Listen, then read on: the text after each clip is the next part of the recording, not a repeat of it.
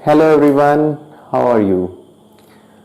अब जो है हम लोग जो है पिछले क्लास में ये देखे थे कि अकाउंटिंग का मतलब क्या होता है, अकाउंटिंग का प्रोसेसेस क्या होता है। स्टेप भी वही था, प्रोसेस भी वही था, कैरेक्टरिस्टिक्स भी वही था और डेफिनेशन भी उससे निकाल लिए थे, है ना।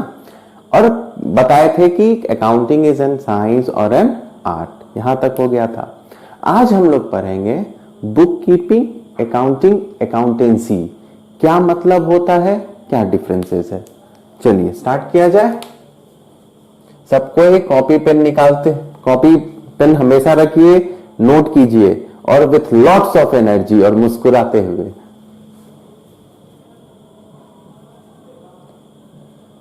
आज हम लोग पढ़ेंगे बुक कीपिंग,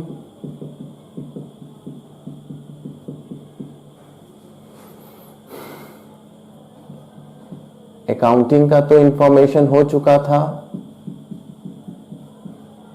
एंड अकाउंटेंसी। ये तीन टर्म को आज हम लोग डील करेंगे ना। बुक कीपिंग के आने से पहले हम लोग जो प्रोसेसेस पढ़े थे, क्योंकि देखिए अकाउंट्स में हम बताए थे जो भी प्रोसेस था, अकाउंटेंसी तो वही, अकाउंट्स तो वहीं पे खत्म हो जाता है, पूरा अकाउंटिंग का चीज तो वहीं पे खत्म हो गया था। तो हर चीज जो भी होगा किसके इर्द गिर्द घूमेगा, उसके प्रोसेस के इर्द गिर्द घूमेगा।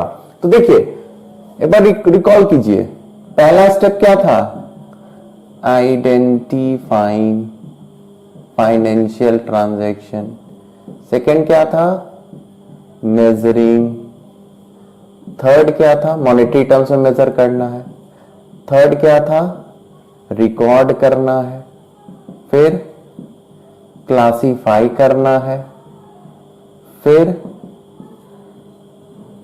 समराइज करना है ना। फिर इंटरप्रेट करना है, एंड देन कम्युनिकेट करना है। यहां तक तो जानते हैं। अब देखिए इसी इर्द गिर्द हम लोग का हर एक टर्म्स चलेगा। देखो अब जैसे मान लो अब बुक कीपिंग समझा रहे, उसके लिए हमको ये लिखना पड़ा, ये इस प्रोसेस पे हमें वापस से आना पड़ा। तो देखो आइडेंटिफाई कर लिए हम लोग और उसको मेजर कर लिए, किस टर्म में, मॉनेटरी टर्म्स में। ओके, अब क्या करना है, हमें रिकॉर्ड करना है। बताए थे ना रिकॉर्डिंग का काम करना है। तो देखिए रिकॉर्डिंग का काम हम बताए थे। देखिए अकाउंटिंग चलता कैसे है, सबसे पहले बनता है जर्नल। बताए थे ना जर्नल एंट्रीज पास करना है, और ये जर्नल एंट्री बाद में ही पढ़ेंगे, चैप्टर अलग से है उसमें डील करेंगे बाद में। पहले तो हम लोग पूरा थियोरेटिकल जान ले, रूल्स प्रिंसिपल जानेंगे, बेसिक टर्म्स जानेंगे, तभी जर्नल पे आएंगे। तो जर्नल बनता है। जर्नल के बाद अच्छा, जर्नल में भी बहुत सारा क्लासिफिकेशंस होते हैं। ओके, एंड इस क्लासिफिकेशंस को कहते हैं सब्सिडियरी बुक्स ऑफ जर्नल। अब क्या है ना, ये इसको फिर बाद में पढ़ेंगे, जब जर्नल पढ़ेंगे तब उसके सब्सिडियरी बुक्स को हम लोग जानेंगे। ओके, जर्नल के बाद बनता है लेजर, है ना। बोले थे ना जर्नल रिकॉर्ड किए, फिर उसको क्लासिफाई किए, similar nature of transaction post किए लेजर में। सबका अलग अलग डब्बा बनता है, अलग अलग खाता बनता है। लेजर के बाद बनता है ट्रायल बैलेंस। सर क्या है ये, बाद में जानेंगे, है ना, अभी बस सीखो। उसके बाद ट्रायल बैलेंस के बाद बनता है trading account and profit and loss account. Okay, and then बनता है बैलेंस शीट। क्या बनता है, बैलेंस शीट बनता है। पहले लिखिए, इसे हम समझा रहे हैं।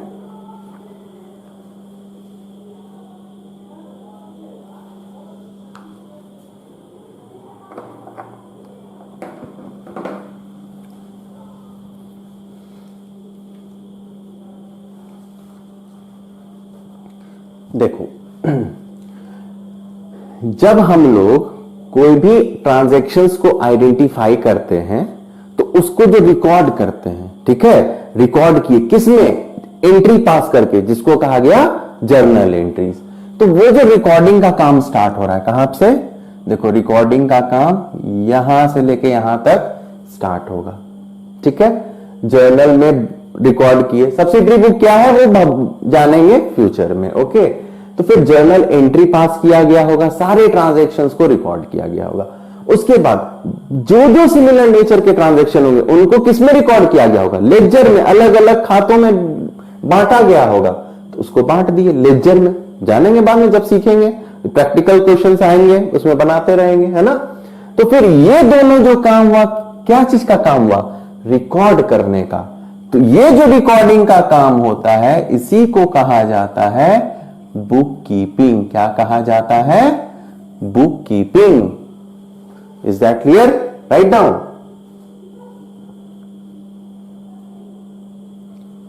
सो बुक कीपिंग आप लोग डिक्टेट कर रहे हैं, लिख सकते हैं, book keeping is an art of recording business transactions in a systematic manner.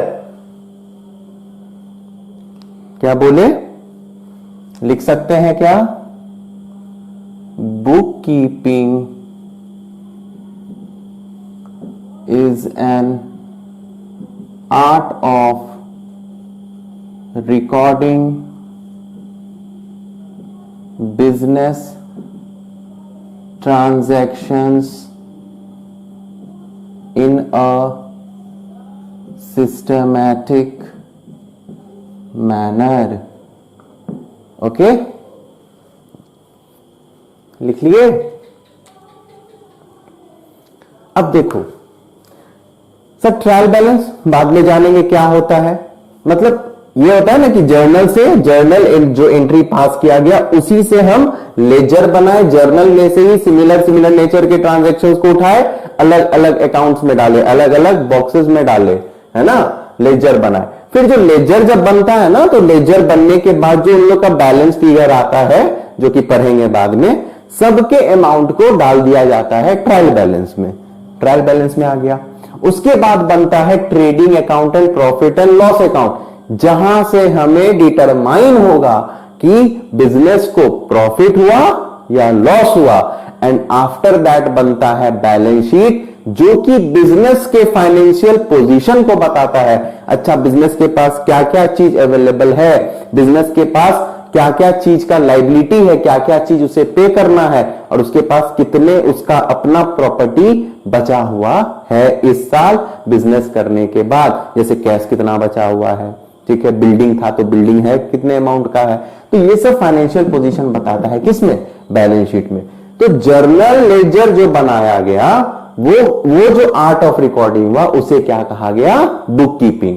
And उसके बाद जो trading account, profit and loss account और बैलेंस शीट बनाया गया, है ना, जहां से प्रॉफिट एंड लॉस का पता चला, जहां से बिजनेस के फाइनेंशियल पोजीशन का पता चला, वो जो काम किया जाता है इसी को कहा जाता है अकाउंटिंग।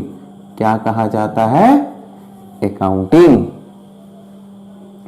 क्योंकि इससे क्या किए, बस रिकॉर्ड किए, अलग अलग बुक्स में रिकॉर्ड किए, एंड आफ्टर दैट उसका अकाउंटिंग करना स्टार्ट किए। अच्छा, रिकॉर्ड करने के बाद सब नेचर के ट्रांजैक्शन को रिकॉर्ड किया गया, एंड उसके बाद उससे पता किया गया बिजनेस में प्रॉफिट हुआ, लॉस हुआ, या उसका फाइनेंशियल पोजीशन क्या हुआ।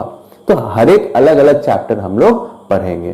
तो यहां तक के काम को, जर्नल लेजर जो बना, रिकॉर्ड जो किए सब्सिडरी बुक्स में, जर्नल में, पोस्ट किए लेजर में, यहां तक के काम को क्या कहे, बुक कीपिंग कहा गया। एंड जो आफ्टर दैट जो काम स्टार्ट होता है, प्रॉफिट एंड लॉस पता करना, फाइनेंशियल पोजीशन पता करना, उसको क्या कहा जाता है, अकाउंटिंग कहा जाता है।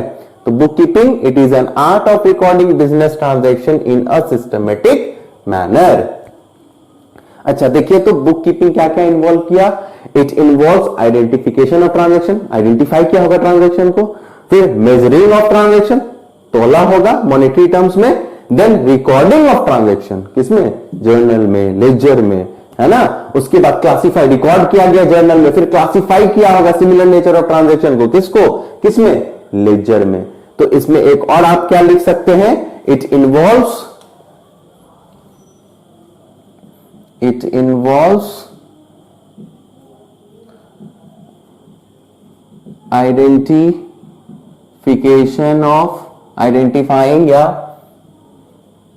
Identifying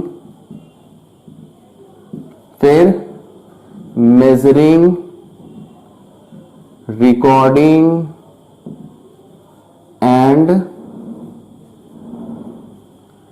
classifying business transactions.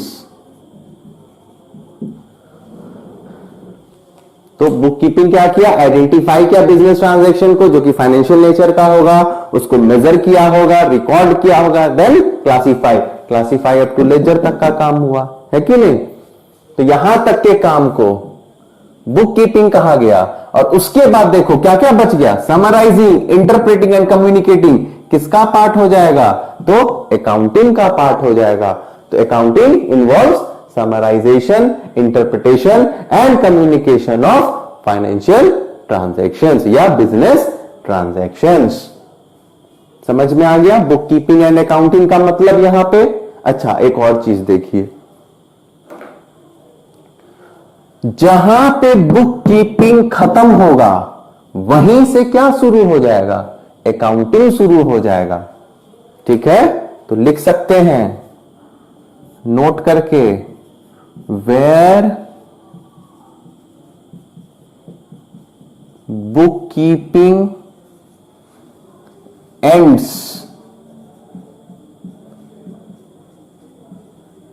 Then accounting starts.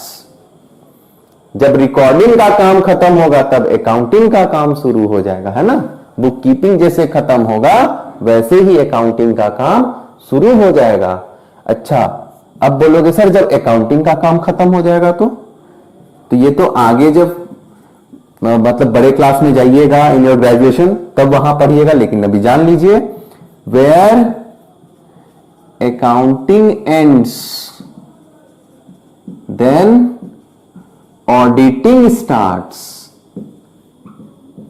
Auditing का मतलब जान लो, ऑडिट करना, चेक करना, रेक्टिफाई करना, कोई गलती हो गया तो ये काम किसका है, चार्टर्ड अकाउंटेंट्स का काम है, ऑडिटर का काम है।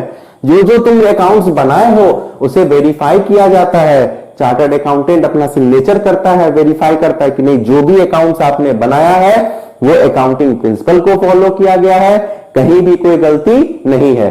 तो इसलिए ऑडिटिंग का काम क्या आता है कि अगर कोई गलती है, ठीक है, उसे वहीं पर रेक्टिफाई किया जाएगा। कभी कभी होता है कि हम लोग क्या करते हैं, कुछ ट्रांजैक्शंस को छिपा लिया जाता है, तो वो भी पकड़ाता है किसमें, ऑडिटिंग के ही काम में पकड़ाता है। ठीक है, फिर जैसे मान लीजिए आप अकाउंटिंग प्रिंसिपल को फॉलो नहीं किए तो ऑडिटर का ही काम है उसको सही करना। ठीक है, तो जहां पे बुक कीपिंग खत्म अकाउंटिंग स्टार्ट, जहां अकाउंटिंग खत्म ऑडिटिंग स्टार्ट्स। ओके, नोट कर सकते हैं ये चीज।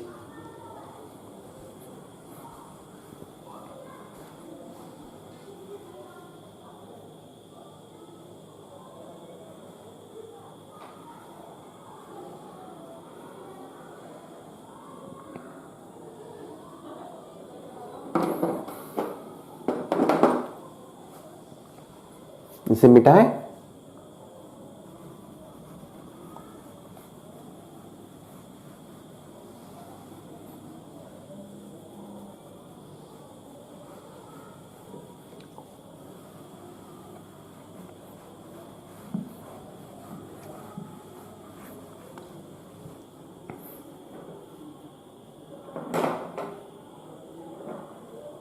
अब देखिए बुक कीपिंग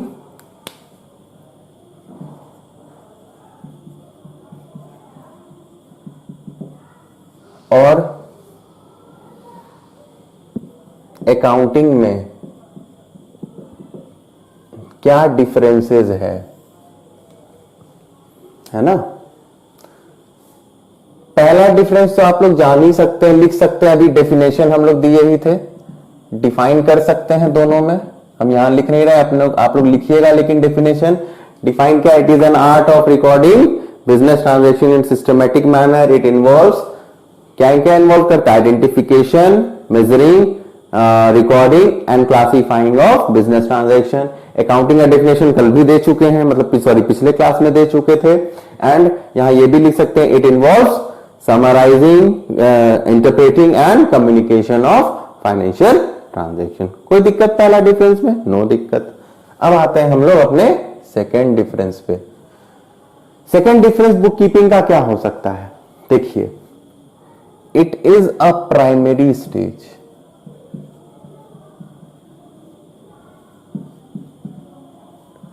सबसे पहला काम क्या किया जाता है? बुक कीपिंग ही। रिकॉर्ड किया, आइडेंटिफाई करो, मेजर करो, तब रिकॉर्ड करो, है ना? तो बुक कीपिंग का काम सबसे पहले, प्राइमरी काम क्या है? बुक कीपिंग का। देन जब बुक कीपिंग खत्म होगा तब क्या स्टार्ट होगा? अकाउंटिंग स्टार्ट होगा। तो secondary stage, it is a secondary stage.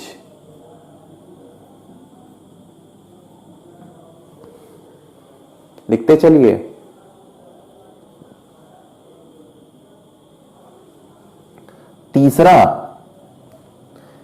तीसरा डिफरेंस, बुक कीपिंग का ऑब्जेक्टिव क्या है? Its objective is to maintain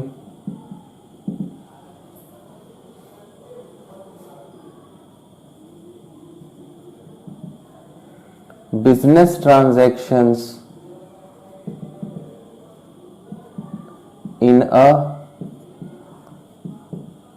systematic manner.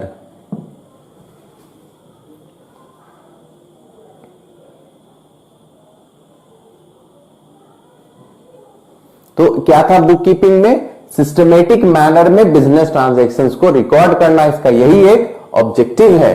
Accounting का क्या ऑब्जेक्टिव होगा?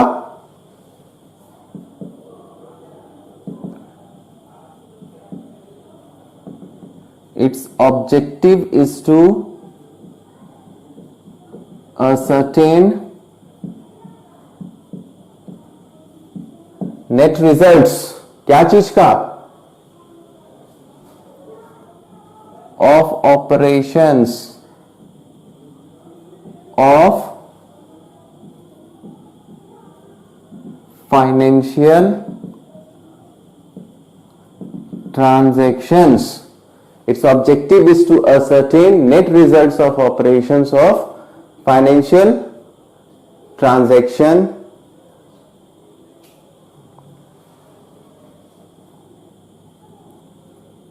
and to determine financial position of business.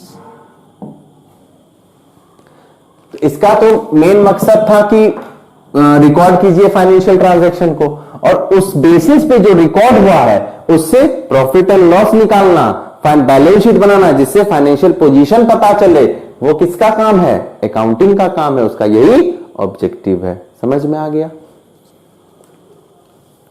Next,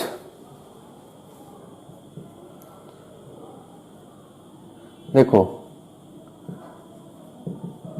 account book keeping का जो काम होता है वो रूटीन वर्क होता है। रूटीन वर्क, क्योंकि जैसे ट्रांजैक्शन होगा वैसे एंट्री पास करना होगा, लाखों करोड़ों ट्रांजैक्शन होगा, है कि नहीं?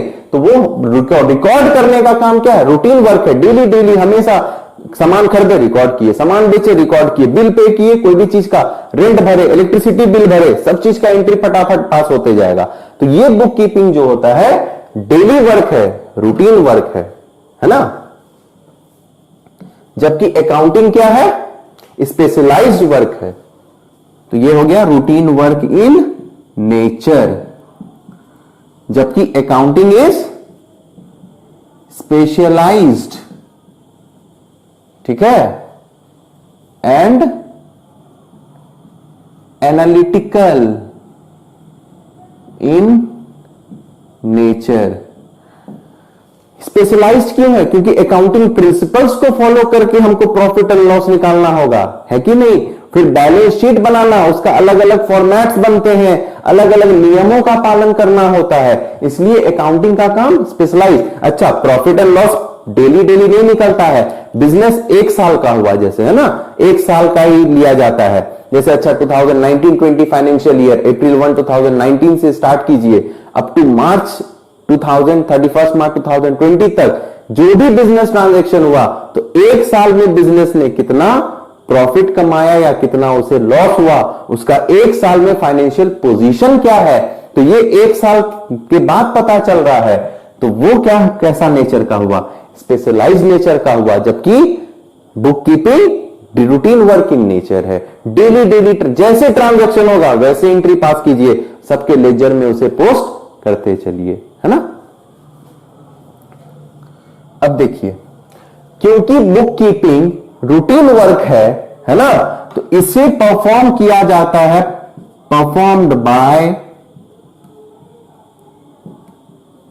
जूनियर स्टाफ्स, है ना। अब बिजनेस में बहुत तरह के जैसे क्लर्क होते हैं ना, junior clerk, senior clerk bank में, है ना, उसी तरीके से यहां बहुत सारे स्टाफ होते हैं जो मतलब कि लोअर लेवल मैनेजमेंट पे होते हैं, जो middle level and top level of management पे होते हैं। तो जो जूनियर स्टाफ होते हैं उनको दिया जाता है, अच्छा तुम एंट्री पास करो, ये काम आपका है। लेकिन अकाउंटिंग का जो काम होगा वो स्पेशलाइज नेचर है, वो हमेशा किसके द्वारा किया जाएगा, तो सीनियर स्टाफ के द्वारा किया जाएगा, है ना। It is performed by senior staffs, okay.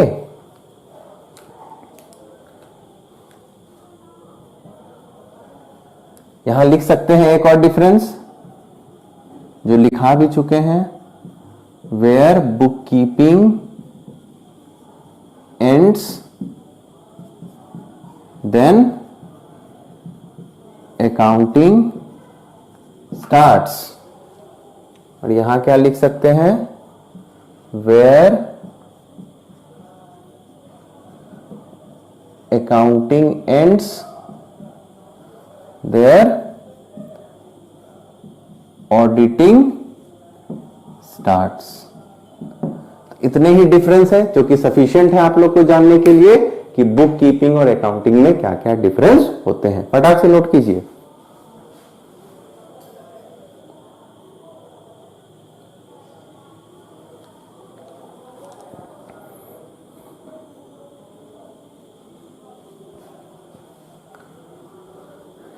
मिटाया जाए।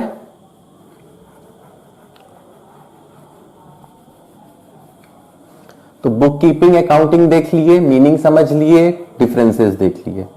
अब आता है what is accountancy. Term comes accountancy.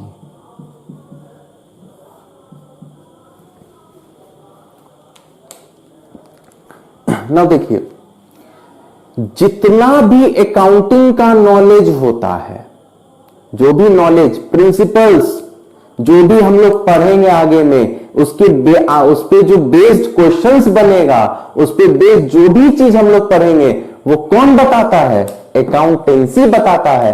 So accountancy is a knowledge, है ना।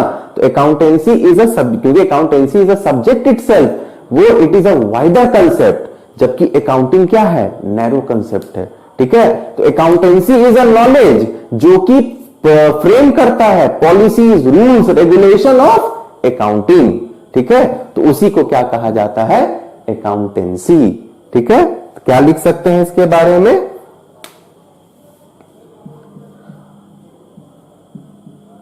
Accountancy is a knowledge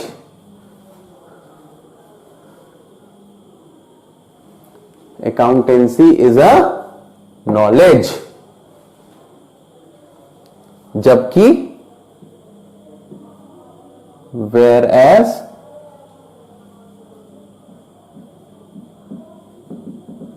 accounting is a process, ठीक है। और actions. So accountancy is a knowledge, और इसी नॉलेज के आधार पे कौन वर्क करता है? अकाउंटिंग वर्क करता है। ओके, इसको आगे फर्दर क्या लिख सकते हैं?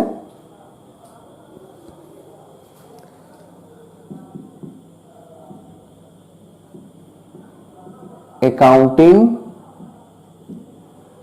processes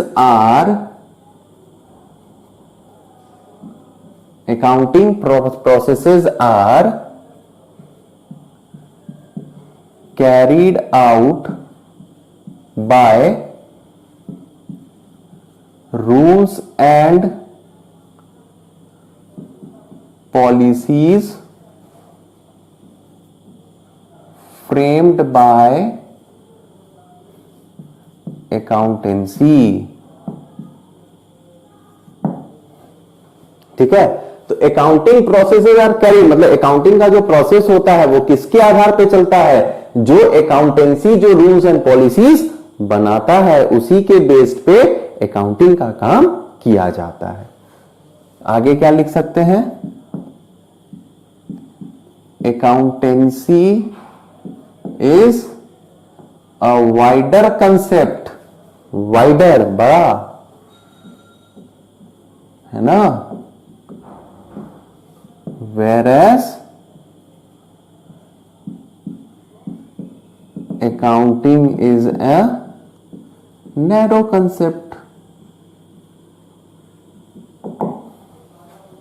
अच्छा, अकाउंटिंग देखो, accountancy is a subject itself, आपका सब्जेक्ट ही है अकाउंटेंसी, जिसमें सारे रूल्स एंड रेगुलेशंस बने हुए हैं, उसी के आधार पे क्या चलता है? अकाउंटिंग चलेगा। अच्छा, अकाउंटेंसी के आधार पे बुक कीपिंग भी चलेगा, है ना?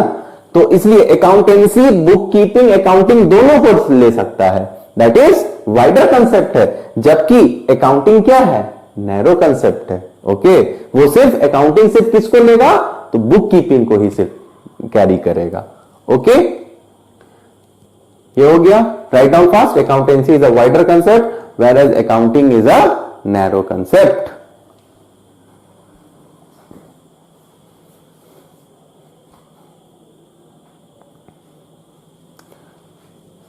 Therefore we can say that, एक लाइन लिख सकते हैं, therefore you can write down, I am dictating, therefore we can say that,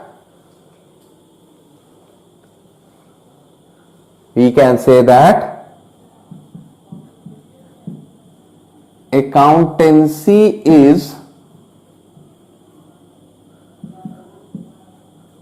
knowledge of accounting, accountancy is knowledge of accounting and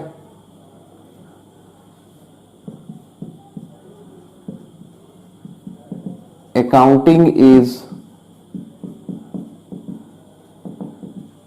application of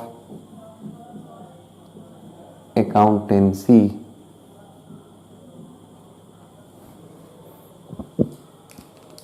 accountancy is knowledge of accounting, बताया था ना, it is a knowledge.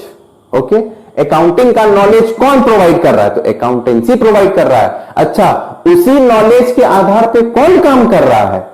तो accounting काम कर रहा है। Accounting is application, application मतलब use, so accounting is an application of accountancy. Is that clear? समझ में आ गया? अकाउंटेंसी का मतलब, अकाउंटिंग का में क्या डिफरेंस हुआ, अकाउंटेंसी में क्या डिफरेंस हुआ, अकाउंटिंग अकाउंटेंसी का मीनिंग भी क्लियर हो गया। अच्छा सर, डेफिनेशन है, बता देते हैं, लिखिए, इसको मिटा दे। अच्छा, यहां डिफाइन लिख देते हैं, डेफिनेशन। अकाउंटेंसी का डेफिनेशन क्या होगा?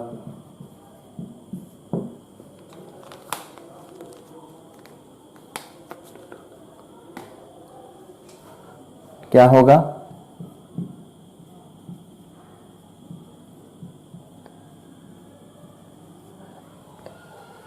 देखो, accountancy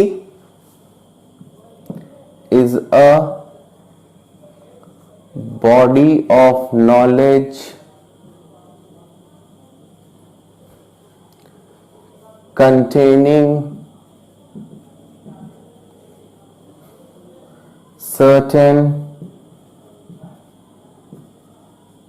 rules and principles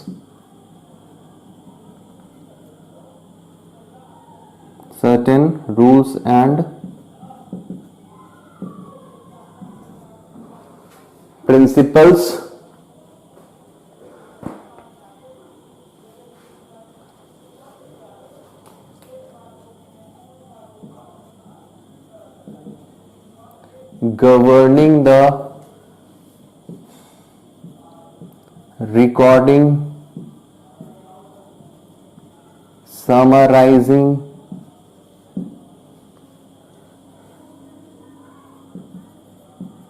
interpreting and communicating business transactions. So, accountancy is a body of knowledge containing certain rules and principles. क्योंकि अकाउंटेंसी ही तो रूल्स एंड प्रिंसिपल बनाता है. गवर्निंग द क्या काम करता है? रिकॉर्ड करता है. रिकॉर्डिंग का काम किया होगा, क्लासिफाई भी क्या होगा, है ना, that is book keeping. Recording मतलब बुक कीपिंग का काम हो गया. फिर समराइजिंग, इंटरप्रेटिंग, कम्युनिकेटिंग, अकाउंटिंग का काम हुआ. किसका? बिजनेस ट्रांजैक्शंस का. तो देखिए जो भी तो डेफिनेशन भी हो गया. तो जितने भी हमारे वो जो होते हैं मतलब कि स्टेप्स होते हैं अकाउंटिंग के, उसी सबसे सब चीज पता चल गया. बुक कीपिंग पता हो गया, अकाउंटिंग पता हो गया एंड अकाउंटेंसी पता हो गया. कोई दिक्कत? लिखिए.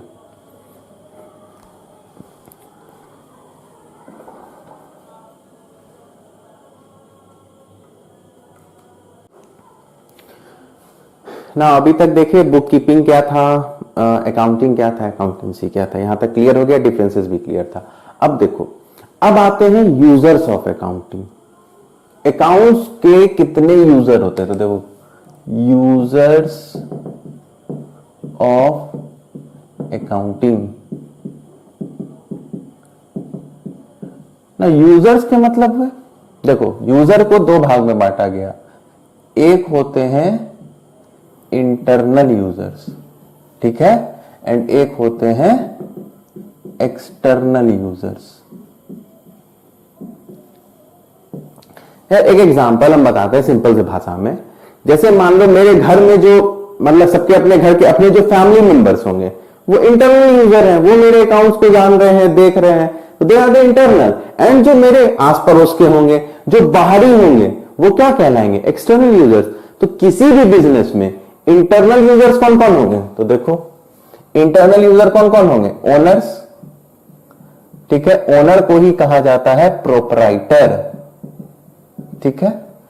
बिजनेस का जो मालिक होगा वो इंटरनल आदमी होगा. फिर कौन होगा? फटाक से बताओ तो. उसका मैनेजमेंट होगा कि नहीं होगा? बिजनेस का मैनेजमेंट, उसका बोर्ड ऑफ डायरेक्टर, सीए, है ना, सीईओ ऑफ कंपनी. तो ये सब क्या आएगा? किसके अंदर आएगा? सबके बिजनेस के अंदर इंक्लूड होता है, ठीक है. फिर बिजनेस, उस बिजनेस में जो एम्प्लॉइज होंगे, है ना, या वर्कर्स जो काम कर रहे होंगे, वो भी किस में आ जाएंगे? इंटरनल यूजर्स में आ जाएंगे. कोई दिक्कत? अब देखो इंटरनल में इतना ही आता है, एक्सटर्नल में बहुत सारा आएगा. बोलता है एक्सेप्ट इंटरनल, जो भी एक्स्ट्रा होगा वो क्या होगा? एक्सटर्नल होगा. जैसे banks and other financial institutions.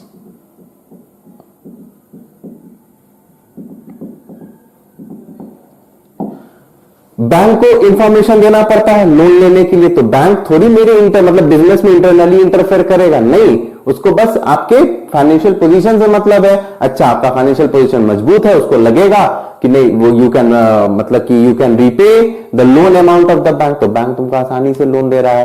तो वो किसे बताना पड़ रहा है? बाहरी यूजर को. तो बाहरी में bank and other financial institution जो होंगे, ठीक है.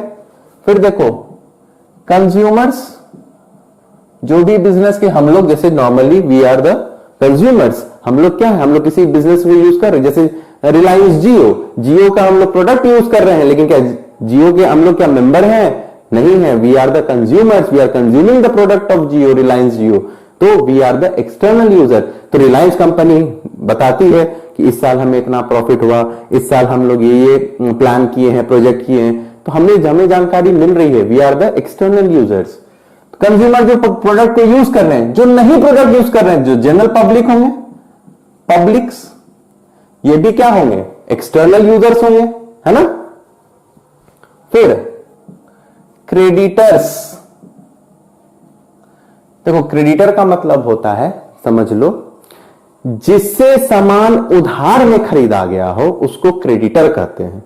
तो हर बिजनेस, मान लीजिए कि अपना रॉ मटेरियल जो जिस चीज का वो प्रोडक्शन कर रहा है, उसका रॉ मटेरियल वो मान लीजिए उधार में खरीदा, ठीक है, तो क्रेडिटर, मान लो कि मेरे से कोई बिजनेस खरीदा उधार में, तो हम उसके इंटरनली इंटरफेयर नहीं कर रहे हैं, हम बस उसको सामान उधार में बेचे हैं, और उधार में बेचे हैं तो वो मुझे अपना फाइनेंशियल पोजीशन बताएगा, तब ना हम जानेंगे अच्छा उसे उधार दिया जा सकता है कि नहीं दिया जा सकता है। जो अमाउंट का हम उधार उसे बेचे हैं सामान, क्या वो मुझे टाइम पे पेमेंट करेगा या नहीं करेगा, तो क्रेडिटर्स हो गए। ओके, तो creditor from whom the goods are purchased on credit, जिससे सामान उधार में लिया जाता है।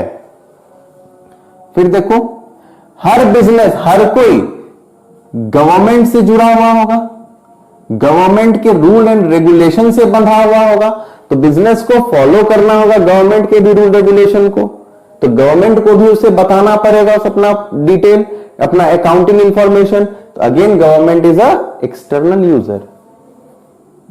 एक और आता है रिसर्चर्स, जो रिसर्च का काम करता है ना, रिसर्च एंड डेवलपमेंट का काम करता है, तो ये भी किस में आ जाएगा? एक्सटर्नल यूजर्स में आएगा। नोट कीजिए फटाक से, तो ये होते हैं users of accounting information, internal and external users.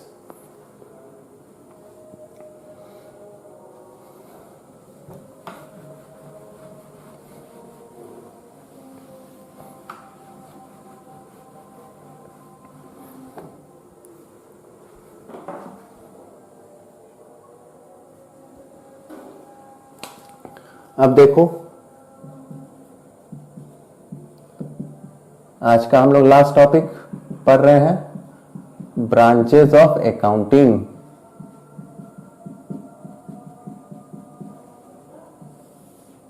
Accounting के कितने ब्रांच होते हैं? ठीक है, देखो अकाउंटिंग के बहुत सारे ब्रांच होते हैं।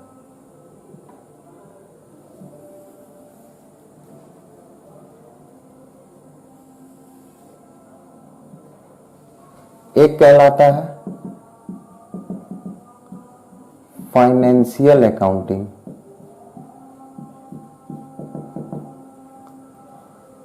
दूसरा कहलाता है कॉस्ट अकाउंटिंग, तीसरा कहलाता है मैनेजमेंट अकाउंटिंग,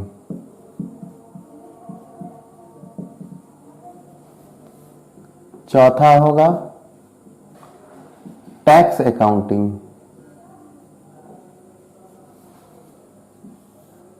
नेक्स्ट होगा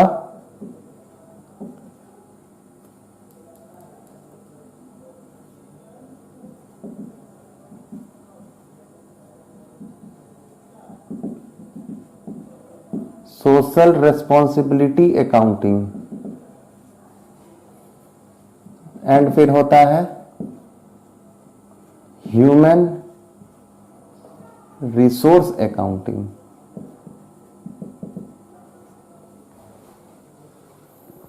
तो ये पार्ट्स होते हैं, मतलब ब्रांचेज होते हैं अकाउंट्स के। ठीक है, अब देखो क्या क्या है, अभी समझा देते हैं डिटेल में।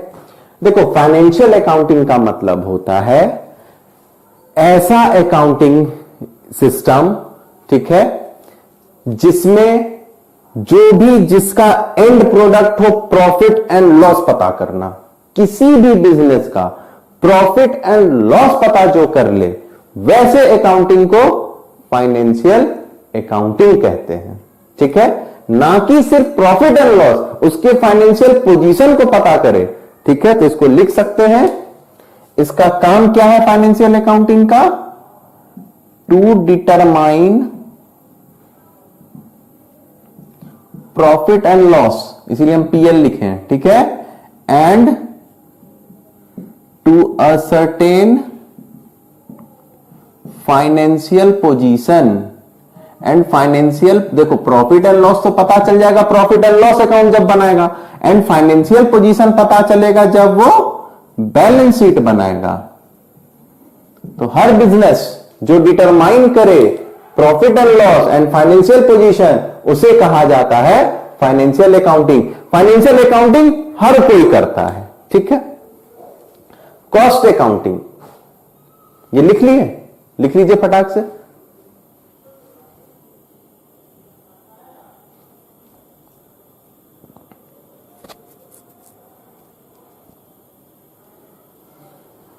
कॉस्ट अकाउंटिंग में लिख सकते हैं, क्या लिख सकते हैं, it is that branch of accounting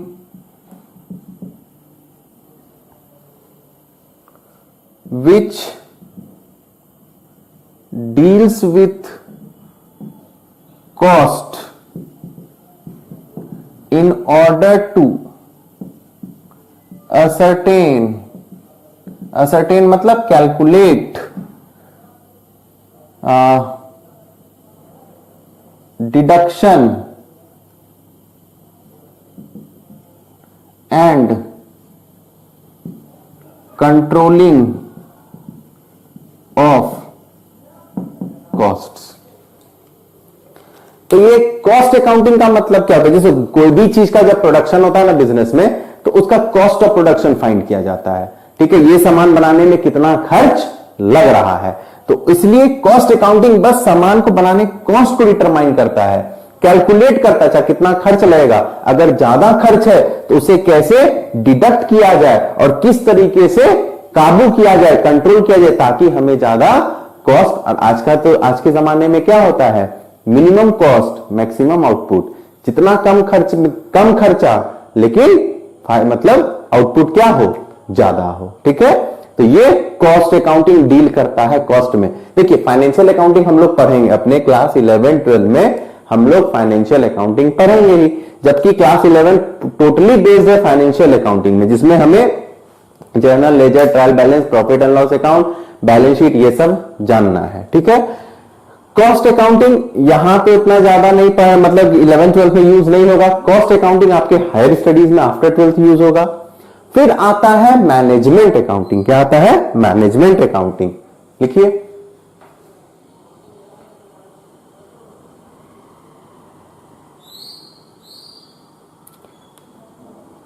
management accounting में लिखिए, डिक्टेट कर रहे हैं, it is that branch of accounting, it is that branch of accounting which is concerned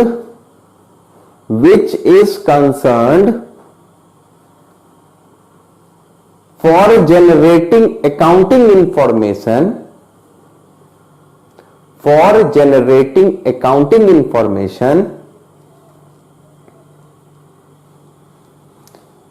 relating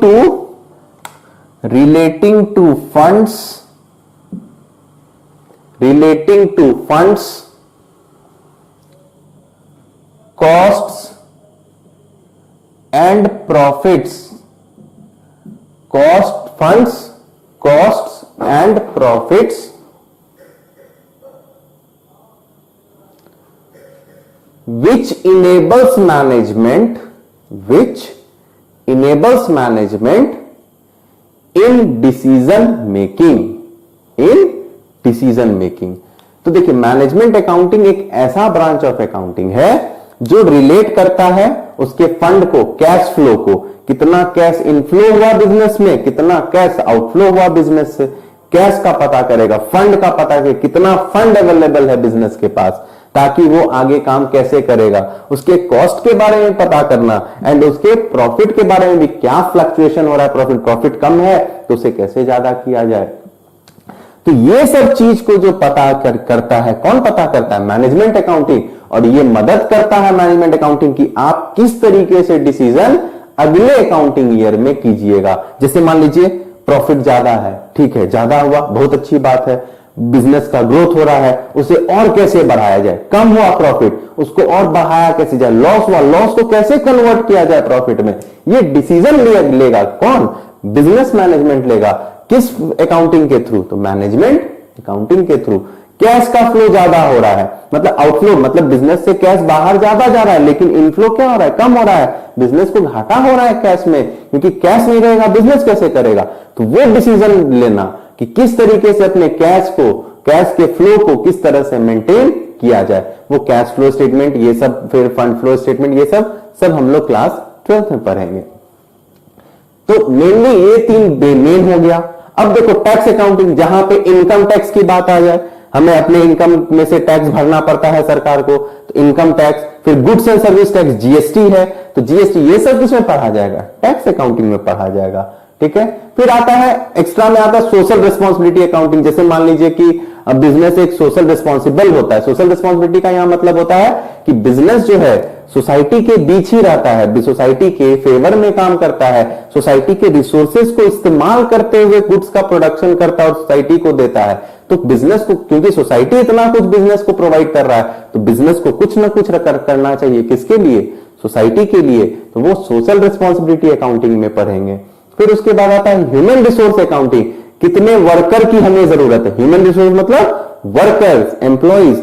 business में कितने वर्कर्स चाहिए, ज्यादा वर्कर है तो कैसे कम किया जाए, कम वर्कर है कैसे एम्प्लॉयमेंट अपॉर्चुनिटी दिया जाए। ये सब किसमें पढ़ा जाता है, तो ह्यूमन रिसोर्स अकाउंटिंग में। ये सब हायर स्टडीज में हम लोग हायर क्लासेस में पढ़ना है। यहां मेनली जानना है financial accounting, management accounting, tax accounting अलग से हायर स्टडी में पढ़ना है, लेकिन जीएसटी हम लोग को पढ़ना है। मैनेजमेंट अकाउंटिंग में कैश फ्लो, फंड फ्लो, ये सब पढ़ेंगे, ठीक है। उसके बाद रेशियो एनालिसिस भी आता है मैनेजमेंट में, वो सब हम लोग मैनेजमेंट अकाउंट क्लास 12th में पढ़ेंगे। एंड कंप्लीटली फाइनेंशियल अकाउंटिंग किसमें पढ़ना है हमें, क्लास 11 में। And some chapters are included of financial accounting in class 12th, okay. अब जो हमारा नेक्स्ट क्लास होगा, क्योंकि अब देखो अब इस चैप्टर में मेनली चीज हम डिस्कस कर दिए हैं, ठीक है। नाउ इसमें बचा advantages and limitations of accounting and all, वो सब हम लोग फिर बाद में भी देखेंगे। लेकिन अब जो है सबसे पहले हमें यह पढ़ना है कि what are the basic terms used in accountancy subject. तो हमारा जो नेक्स्ट क्लास होगा सबसे इंपॉर्टेंट क्लास होगा, वेरी वेरी इंपॉर्टेंट क्लास होगा, क्योंकि उसमें हमें बेसिक टर्म्स सीखना है। एसेट्स किसको कहते हैं, लायबिलिटी किसको कहते हैं, कैपिटल किसको कहते हैं, बहुत सारा टर्म्स वहां पे यूज है। जब तक ये टर्म्स नहीं जानिएगा आगे बहुत दिक्कत होगा। तो वे अब जो हमारा नेक्स्ट क्लास होगा, the next class is a very very important class. तो उसमें हम यहां लिख देते हैं हमारा नेक्स्ट क्लास में the topic will be covered basic terminology of accounting, जो कि वेरी वेरी इंपॉर्टेंट क्लास होगा, क्योंकि हमारा अकाउंट्स अब यहीं से शुरू होने वाला है, जिसमें हमें बहुत ही इंटरेस्ट आने वाला है। जो कि सुनोगे, समझोगे, टर्म्स यूज करोगे, अच्छा ये बोलते हैं, ये पढ़ा हुआ सब कुछ है, लेकिन बोलते क्या है, किस तरीके से यूज किया जाता है टर्म्स को, वो हमारा क्लास होगा। ठीक है, मिलते हैं नेक्स्ट क्लास में। Till then good bye.